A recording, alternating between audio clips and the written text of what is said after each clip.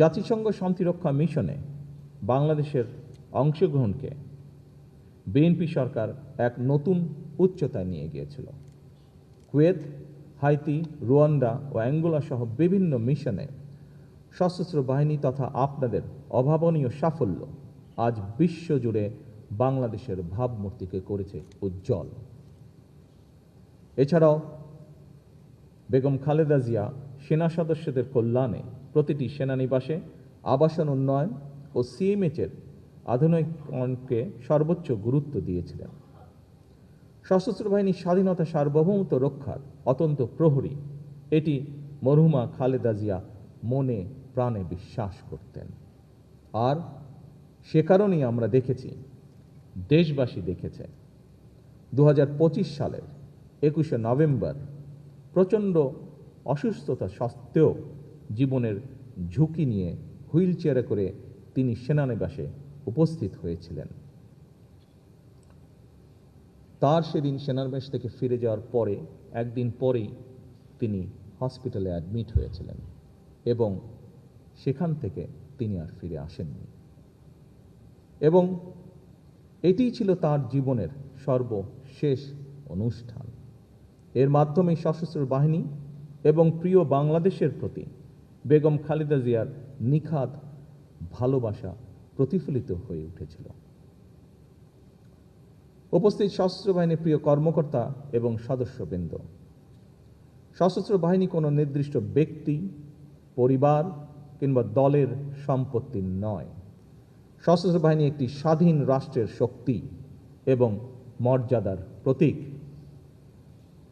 রাষ্ট্রীয় সংবিধানের প্রতি দায়বদ্ধতা এবং জনগণের অবিচল আস্থাই হতে হবে সশস্ত্র বাহিনীর পথ চলার প্রধান ভিত্তি। দেশের স্বাধীনতা সার্বভৌমত্ব রক্ষা করাই আমাদের প্রতিটি সদস্যের একমাত্র এবং পবিত্র চূড়ান্ত দায়িত্ব। আমরা এমন এক সশস্ত্র বাহিনী চাই যাদেরকে বহিঃশক্তি সমীহ করবে আর দেশের জনগণ রাখবে আস্থায়। পেশাদারিত্বের প্রশ্নে কোনো আপোষ না করে সশস্ত্র বাহিনীকে সবসময় একটি সুউচ্চ আদর্শিক অবস্থানে থাকতে হবে। রাষ্ট্রীয় মর্যাদা রক্ষায় শহীদ রাষ্ট্রপতি জিয়াউর রহমান সশস্ত্র বাহিনীর প্রতিটি স্তরে দেশপ্রেমের যে অগ্নিশিখা জ্বালিয়ে দিয়েছিলেন তা যেন কখনো নিভে না যায়। 26শে মার্চ স্বাধীনতার ঘোষণা, 21শে নভেম্বর যৌথ সামরিক পূর্ণতা এবং 7ই নভেম্বর দেশপ্রেম ও পেশাদারিত্বের পুনর্জাগরণ, এই তিন অবিভাজ্য ধারা আমাদের সামরিক বাহিনীর, সশস্ত্র বাহিনীর ঐতিহ্যের মেরুদণ্ড। গণতান্ত্রিক দায়িত্ববোধ এবং দেশের সার্বভৌমত্ব অত্যন্ত প্রহরী হিসাবে নিজেদের প্রস্তুত রেখে এই বাহিনীর গৌরবোজ্জ্বল ইতিহাসকে আগামী প্রজন্মের অনুপ্রেরণা হিসেবে টিকিয়ে রাখা আমাদের সকলের সম্মিলিত অঙ্গীকার। উপস্থিত সশস্ত্র বাহিনীর অফিসার্স এবং সৈনিকবৃন্দ, আমাদের সামনে নতুন বাস্তবতা এসেছে।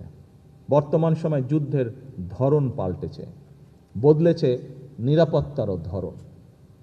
আজ নিরাপত্তা মানে কেবল স্থল সীমান্তের সুরক্ষা নয়, এর সঙ্গে যুক্ত হয়েছে সমুদ্র, আকাশ, সাইবার স্পেস, তথ্য যুদ্ধ, প্রযুক্তি নির্ভর প্রতিরক্ষা, ড্রোন, কৃত্রিম বুদ্ধিমত্তা, উপকূলীয় নিরাপত্তা, জ্বালানি অবকাঠামো, সামুদ্রিক সম্পদ এবং আঞ্চলিক ভূকৌশলগত প্রতিযোগিতা। সশস্ত্র বাহিনীকে শুধুমাত্র আধুনিক যুদ্ধ সরঞ্জাম সংযোজনেই সীমাবদ্ধ না থেকে বরং একই সাথে সমান গুরুত্বের সাথে পেশাগত দক্ষতা, কৌশলগত প্রজ্ঞা ও জ্ঞানভিত্তিক সক্ষমতা বৃদ্ধিতে সর্বদা সচেষ্ট থাকতে হবে, যাতে করে সশস্ত্র বাহিনী যে কোনো সমসাময়িক ও ভবিষ্যৎ নিরাপত্তার চ্যালেঞ্জ মোকাবেলা করতে সক্ষম হয়। এই